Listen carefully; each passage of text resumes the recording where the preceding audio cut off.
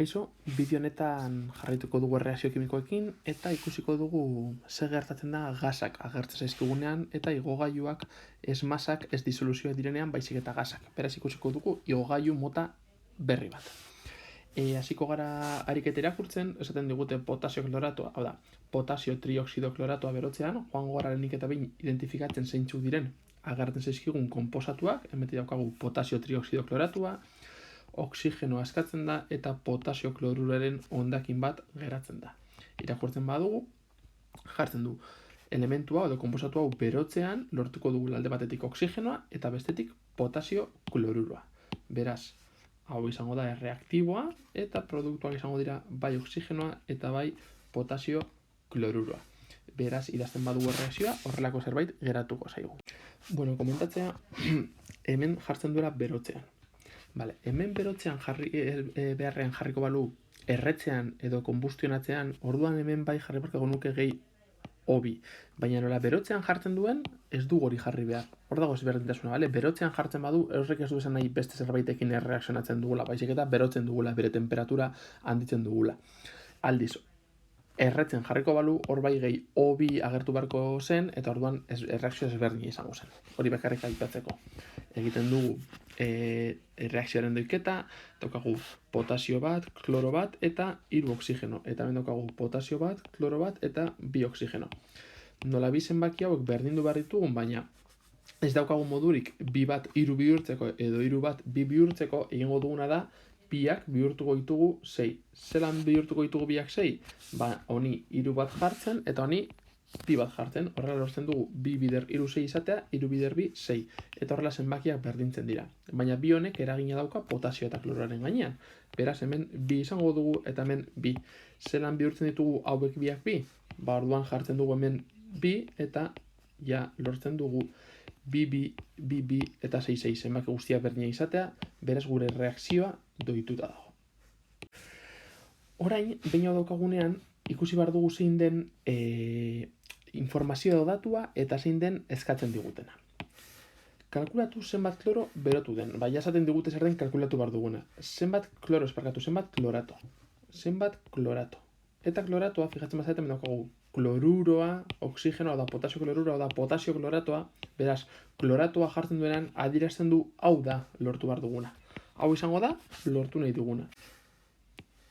Eta bestetik, jakiteko, esaten dute, askatutako oxigenoak 5 litroko ontzi batean 80 grado zentigradotan jasota 3,5 atmosferako presioa egiten badu. Horrek esan nahi dugu, honi buruzko informazioa ematen digutela. Beraz, zein datukatzen zaigun, ibilbidea egitea. Hasi behar gara beti datutik. Datua moletan dago jarrita? Ez. Beraz, zerbait egin behar dugu, igogailu bat erabili beharko dugu moletara eramateko. Behin moletan daukagunean, egin beharko dugu tunela molak berriz ere lortzeko. Eta eskatzen digutena denez, zenbat jartzen du, norbaitek esan zezake, zenbat jartzen badu erantzuna moletan eman dezaket, baina normalean zenbat agertzen denean erantzuna gramotan eman behar da. Horregatik egin beharko dugu beste igogailu bat.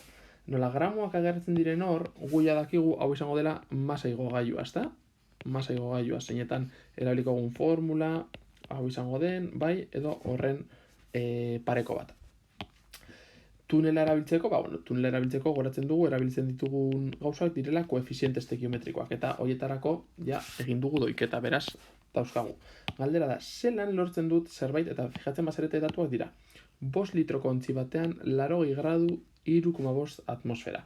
Eta presioa, temperatura, ematen dugutenean presioa, temperatura, volumena eta horrelakoak, horrek esan nahi du gaudela gas ideal batekin. Eta gas idealaren legea dau, P bider V berdin NRT.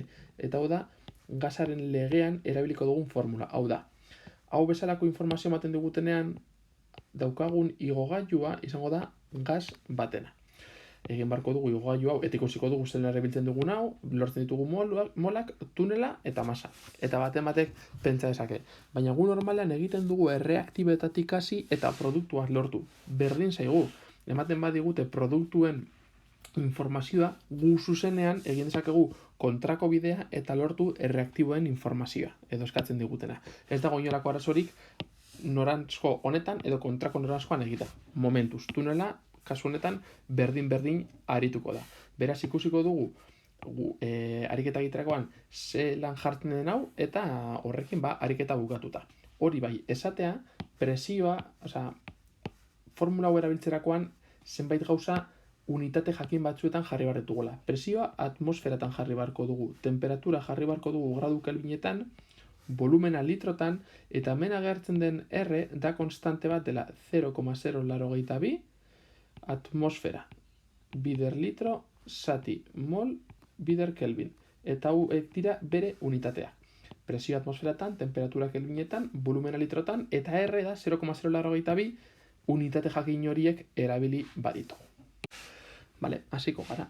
Jarri ditugu mindatu guztiak, volumena litrotan, temperatura eman digute gradu zentigradutan, baina pasatu behar dugu gradu kelvinetara, beraz goratu egin behar dena dela gehi 273, pasatzeko Celsiusetatik kelvinetara, presio atmosferan eman digute, beraz ez daukagu inolako arazorik. Hau da, gas idealen legea, baina gu emetik lortu nahi duguna, ona jaisteko igogailuaren helburua goratu beti dela molak lortzea. Beraz, N azkatzen dugu molak azkenean, beraz egin behar dugu P bider V zati R bider T. Eta hori izango da gure abia puntua. Beraz horrela jartzen dugu, P hemen daukaguna, bider V, 5 litro, zati R bider T. R da 0,082 eta da bere unitateak, bider, temperatura, gradu kelvinetan jarrita. Beraz ja hemen gaude. Orain egin beharko dugu tunela eta erlazionatzeko koefiziente esteikiometrikoak erabili. Beraz, nola honekin lortu ditugun oxigenoaren molak eta tunelarekin lortzen duguna dira potasio kloratoaren mol kantitatea, baina eskatzen dugutena da potasio kloratoaren masa, bai? Masan lortu behar dugu, gu jaun arte lortu dugu N, ez da? Mol kopurua, baina gu lortu nahi duguna da masa, beraz, biderkatu behar dugu honen masa molarrarekin. Zeran jakin dezakegu zein den potasio trioxido kloratoaren masa molarra? Taula periodikoa erabiliz. Eta ikusten zenbateko masa molarra daukan potasioak, kloroak eta oxigenoak. Hemen goian kalkulatu dugu potasioaren masa molarra, kloroaren masa molarra eta oxigenoaren masa molarra bider 3 oxigeno atomo dauzkagulako. Eta orduan dauzkagu 122,6 gramo pisatzen duela konposatunen mol batek. Eta nola onarte lortu dugun potasio kloratuaren mol kopurua biderkatu behar dugu masa molarrarekin. Egiten baduzue kalkulagailuarekin 3,5 bider 5 bider 2 bider 122,6 zati 0,082 zati 353 zati 3 eta zati bat lortuko duguna da 49,4 gramo potasio kloratoa, eta hori zen ariketak eskatzen ziguna.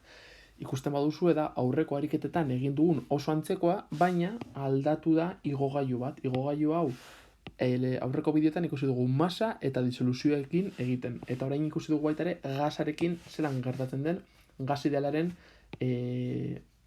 ekuazioa edo legea erabiltzen, PV bideren erreta erabiltzen, ikusi dugu zelan lortu dezakegu, erreakzio kimikoko ariketa bat egitea.